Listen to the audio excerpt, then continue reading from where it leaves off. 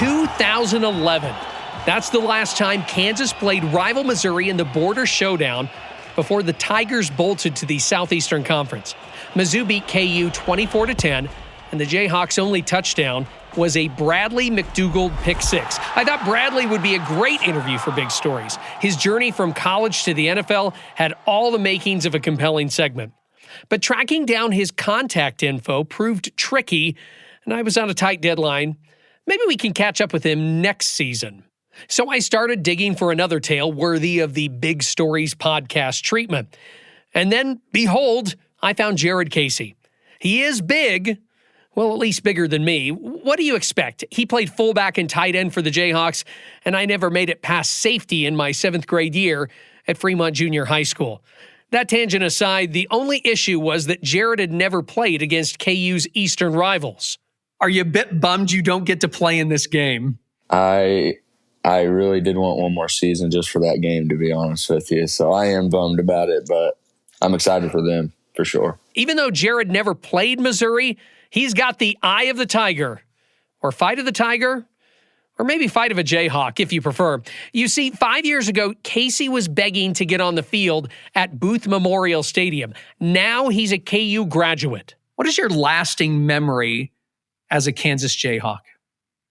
I think that it's kind of cliche to say, but leaving the program in a better place than it was before. Oh, and catching the game-winning pass in the first contest, he played on offense. Jared Casey, the hero, and the Jayhawks find a way. This is the Big Stories Podcast, where we tell the amazing and inspiring stories from across the Big 12 Conference. I'm your host, Cleon Wall. When I contacted Kansas play-by-play announcer Brian Haney to see if he had Jared Casey's phone number, he said, "I'm sure the mighty Casey would be happy to take your call." Jared, do you know who the mighty Casey is when it comes to American poetry? Well, no, but I just know that he started calling me that a couple seasons ago and just kind of stuck ever since. How could Jerry and Karen Casey, the sports-loving parents of Jared, not teach their son this fine piece of literature? I know. That's his mother's fault. Yeah. What's wrong with us? Yeah. We probably read plenty of books, but not that.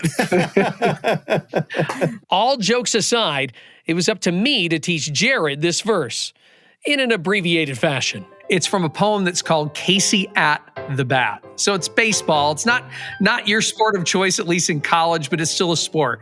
And Casey is this guy. He's like this Shohei Ohtani or Barry Bonds level baseball player. He plays for the Mudville baseball team. And the Mudville baseball fans are hoping and wishing he comes to bat one more time so that they can hopefully win the game. They're down 4-2. When he gets his chance, he allows 2 pitches to go by and is ready to mash the next pitch. Let's stop right there. It kind of sounds like I was about to run out of breath. So the final stanzas of Casey at the Bat will be read by my sports radio colleague, Terry South. P.S. He's got a much better voice than mine. The sneer is gone from Casey's lip. His teeth are clenched in hate. He pounds with cruel violence, his bat upon the plate. And now the pitcher holds the ball, and now he lets it go. And now the air is shattered by the force of Casey's blow. Oh, somewhere in this favored land, the sun is shining bright. The band is playing somewhere, and somewhere hearts are light. And somewhere men are laughing, and somewhere children shout. But there is no joy in Mudville. Mighty Casey has struck out. Jared's initial response? His is not a ringing endorsement. Do you want to be called the mighty Casey now? I don't know, actually. It's a little deflating, to be honest. Any parallels to what the mighty Casey went through and anything in your sports career or just even in your life? Oh, plenty. There's a lot of those that line up with that pretty well. So, Jared Casey grew up in the small town of Plainville, Kansas. Population, under 2,000. But the Casey family was quite large. He's the baby of the family, number 7. Was he spoiled growing up? I wouldn't think so, but probably the siblings would say yes. I would agree with that. How would you describe Jared as a child growing up? Competitive. I ran a home daycare, so He always wanted to win. So he would compete with the other kids in daycare? Oh, yes. Whether it was like on the little Tykes cars that I had, we'd go round and round. He had to be first, win and win. So, or, playing basketball or in the backyard football. It's just, he always wanted to win. A lot of kids, when they're young, they have this goal. It's like a manifesto or the player trying to manifest what they want to happen. Was that you as a kid? Yeah, I always had a dream and aspiration of playing Division I football. My dream school that a lot of people don't know was actually Nebraska. I wanted to be a Cornhusker growing up, but I was still a KU fan. Neither of those teams offered him a scholarship to play football. I had a lot of D2 and JUCO offers, so there was teams that were interested, just couldn't seem to really get any other interest from D1s. I went to a visit at Nebraska. I went to a visit at K-State. So there were a few opportunities there, but just seemed that KU had belief in me, and I wanted to take that next step and believe in myself. The opportunity afforded by the Jayhawks to walk on Kansas's roster as an undersized tight end. If I go to a JUCO for 2 years and then I end up going to KU and they still have the same level of interest, I'm going to be probably buried on the depth chart when I get there. So why don't I just go to KU right now, work my way up the depth chart, and start playing as soon as possible? In my heart, I knew he always had it in him. Whatever he wanted to do, he was going to do it. When he told us that I just want to play D1 football, well, we're behind you. You give it a shot, and we're going to be there. You say you're going to be behind him, but I mean, there is a cost. Did you have any pause at all about, are you sure you're going to be able to do this? Because not only are you going to be busy with school, you're going to be busy with football, and there's not really going to be a lot of income there either. Yes, that was definitely a big hurdle. But I guess my wife and I would both say that somehow God will provide, and it'll work out. I've talked to a lot of athletes, and we've asked them, when did you know you were good enough to play college football? When was that time for you? I would say, to be honest with you, not till I got to KU. I kind of still questioned, am I good enough to be here, or should I be at a smaller school? And I mean, it didn't help. We were going 0-9, and I was buried on the depth chart, and just kind of felt like there was no hope for myself. Had a lot of conversations with God, and just, what am I supposed to do? Keep going? Like, what is it?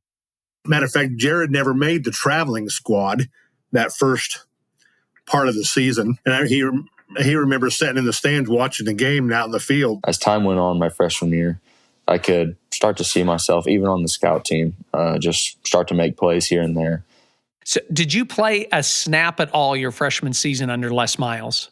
I didn't. I actually only got to travel to one road game, and that was the last game that we eventually played that season. And I didn't get any time on the field, but I was actually pretty ecstatic that I got to travel with the team. I think that that travel to Texas Tech was a big stepping stone for me. Our coach got fired after my freshman season, and coming back my sophomore year, and Coach Leipold got hired on and everything. I think that the talk with Coach Leipold and the offense coordinator just kind of gave me a sense of hope, a sense of like, I can do this, and belief in myself that I can work my way up the depth chart and start playing. And he did start playing his second season, mainly on special teams. But then opportunity knocked just before the Jayhawks game at Texas. I was actually like 4th or 5th on the depth chart leading up into that game. So we had 2 tight ends get hurt that week. So I'm going 3rd into the game. And then obviously one of the tight ends gets hurt during the game. Lassiter in motion. Handoff. Neal! And they'll call it a touchdown, the late signal. In overtime, Devin Neal's TD put the Jayhawks down by 1. Kansas then went for 2 to win the game. So we're in the huddle, and me and the other tight end actually switched positions because we that's just how our coach wanted it. Jared's parents were in the stands. Karen pulled out her phone to record the potentially momentous occasion. I had no idea Jared was even out there. So I'm like, I have to record it. Then I put it back in my pocket, my phone. I'm like, maybe not. And then something just told me, pull it back out. It all comes down to this play. 3 receiver sets. Casey, the fullback, lining up wide to the left. Now they motion Casey over. Daniels in the gun. He looks right. He's flushed out of the pocket to the right. And I come across the middle and have my arms waving really big, and Jalen scrambles out and finds me. Throwing on the run. It's caught. It's caught. Casey. And Kansas will win. Holy cow! Jared Casey with the play of his life. And the Jayhawks take down Texas. And it was just kind of blacked out from there. I mean, I got hit really hard, and I started seeing stars right away. But after that, I mean, it was just really awesome, big pile and a big win for just the university. That was Jared, wasn't it? That was Jared.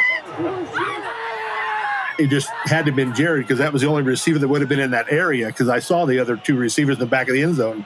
And that's when I said, that was Jared, wasn't it? And it just, and then all of a sudden the pile unpiled, and there he was. I dang near started the next week, and then I started the game after that, after the Texas game. So it was a quick turnaround, and you're practicing a lot more during practice. He doesn't even know this conversation. Jared doesn't. His older brother and I, we're all setting their game. I can't even remember what game. I think we're playing Baylor at KU. And Jared's playing special teams, and his older brother was his assistant football coach here in high school. And he asked me, he said, well, do you think Jared's going to stick it out and see if he gets a big break, or do you think he'll back off and go to a D2 school? Or I said, I don't know. I think he's got it in him. He wanted to play D1, and he's going to try his best. And lo and behold, a few weeks later, that big play happens, and boy, that just opened the door for him. Jared got more than playing time as a bruising blocker and touchdown catching tight end and fullback. He got a name, image, and likeness deal with Applebee's. I showed up to Applebee's on, I think, the Tuesday after the game, and I just thought it was going to be a photo shoot, and it ended up being a whole commercial. Jared Casey, you just made one of the greatest game-winning catches in Kansas football history. Where are you going now? Where am I going? I'm going to Applebee's. So it was pretty cool. I mean, I never really would have thought I would have shot a commercial in my life. Going for a 4th down on their own side of the field. The throw out to Jared Casey. This guy just makes huge plays for Kansas. One of the best phone calls we got is when Coach Leipold called us and told us that they were going to put him on scholarships. When did you finally receive a scholarship at Kansas? It would have been in the spring of 2022. You post on your Instagram page, like, work on yourself if you want everything else to work out for you, or bet on yourself, or overlooked to overbooked. Were the statements documented to give you motivation or to share with others what was motivating you?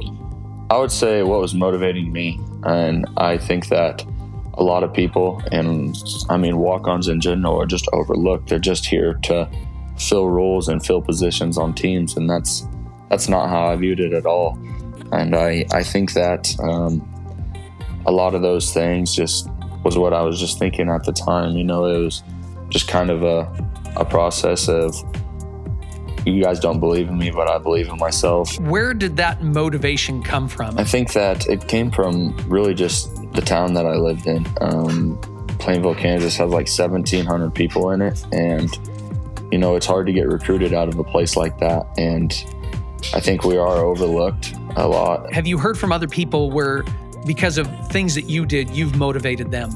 Yeah, I get messages and DMs on Instagram just like, hey, man, like, I love your story. I love the motivational aspect and what you do and what you say. Like, how can I be like you, or how can I envision it like this, and what can I do? So I just say that you got to work hard and put your head down and not let anybody tell you what you can and can't do.